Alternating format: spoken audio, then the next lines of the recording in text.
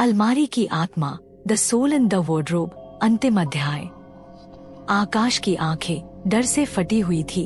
उसके शरीर में ठंडी हवा दौड़ रही थी।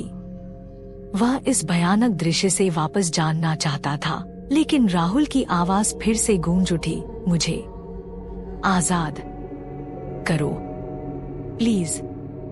आकाश ने एक गहरी सांस ली, एक ऐसी सांस जो उसकी सारी हिम्मत जमा कर रही थी। वह जानता था कि राहुल का शरीर इस दुनिया में फंसा हुआ है, लेकिन उसकी आत्मा इस अलमारी में कैद है।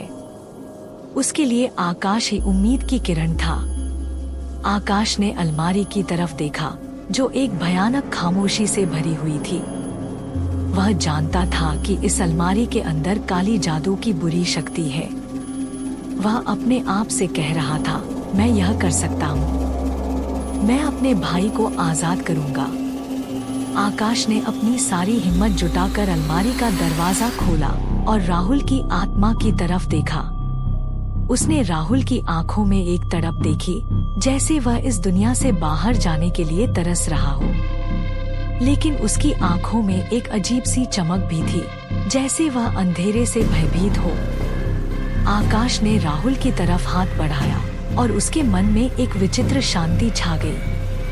वह जानता था कि उसे राहुल को आजाद करने के लिए कुछ करना होगा, लेकिन क्या वह इस भयानक कार्य के लिए तैयार था? आकाश ने अपने हाथ से राहुल की आत्मा को छुआ और उस पल ही उसे एक अजीब सी ठंडक महसूस हुई। उसके शरीर में एक करंट दौड़ गया। उसकी सांसें तेज हो गईं और उसके मन में एक अजीब सी गर्मी फैल गई। राहुल की आत्मा उसके शरीर में घुस गई और उस पल ही आकाश को ऐसा महसूस हुआ जैसे उसके शरीर में दर्द हो रहा हो। उसकी आंखों के सामने अंधेरा छा गया। जब उसकी आंखें खुली तो वह देखता रहा जैसे वह एक अलग ही दुनिया में है। उसकी आंखों के सामने एक भयानक दृश्य था।